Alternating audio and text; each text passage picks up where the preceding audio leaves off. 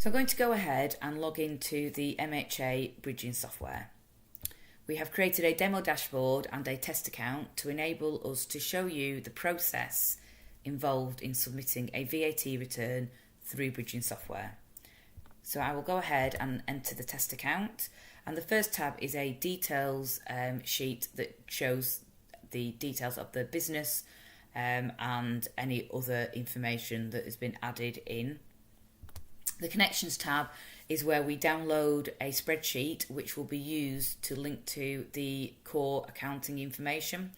And to do the connection, we first, whilst in this screen, have to copy the connection details in the grey box. This is done by clicking on the green copy to clipboard button. And then once we've done that, we can click download and open up the spreadsheet.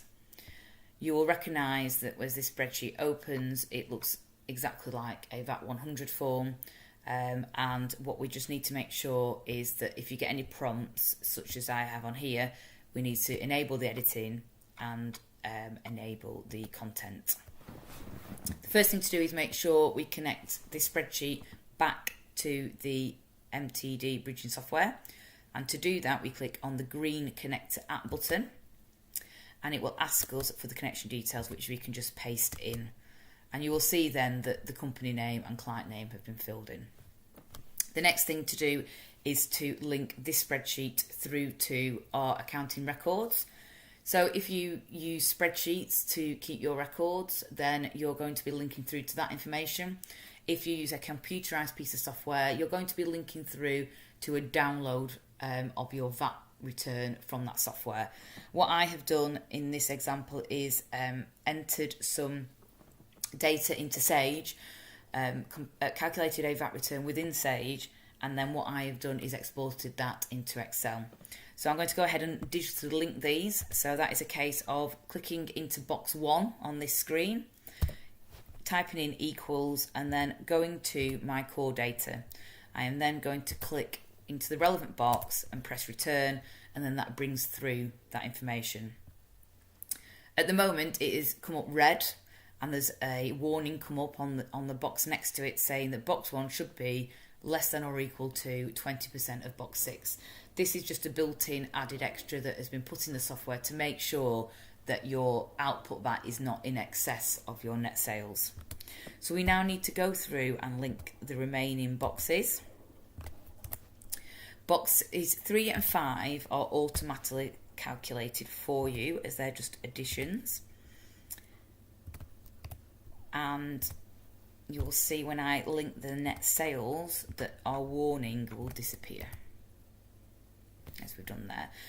Now, just for speed, I'm not going to link these other 3 boxes. I'm just going to type a 0 in. And just for your knowledge, 0 is the only number that you can type in, because we are trying to ensure that there are digital links embedded within our software, so they can't be overridden. Only a 0 can be added in without a link. We've now entered in that information and we're happy that it's correct, so we're going to go ahead and submit that VAT return. And the first process of submitting that VAT return is to send it back to the app via the connection we've set up. So we're going to click on the green Submit VAT Return. I've got a warning here that is telling me that submissions have already been done for this period, and that is just because it's test data.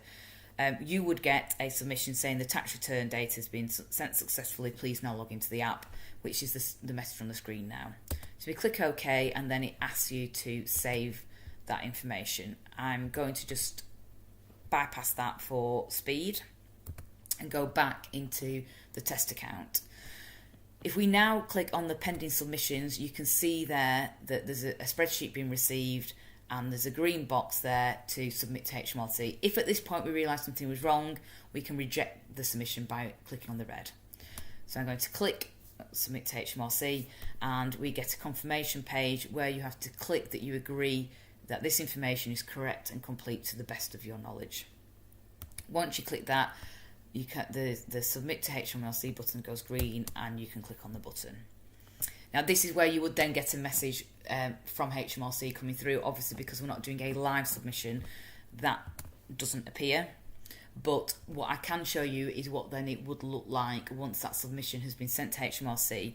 So we can go to our obligations tab, and that will show us our various VAT periods, the date that it's due by, and the submission status. So fulfilled, complete, pending submission, whatever the situation might be. You can also, on the history, see a bit more detail. So it there shows you the HMRC response. So we've got one that is showing an error, and that's in coded red to flag that up for you. And then there's obviously a green for when it's been successful. The liabilities tab shows you the details of the latest return and the amount that is due and how much is outstanding. If you hadn't paid a previous VAT return, that would also be there. And the payments tab gives you the details of the date that the payment was received by HMRC.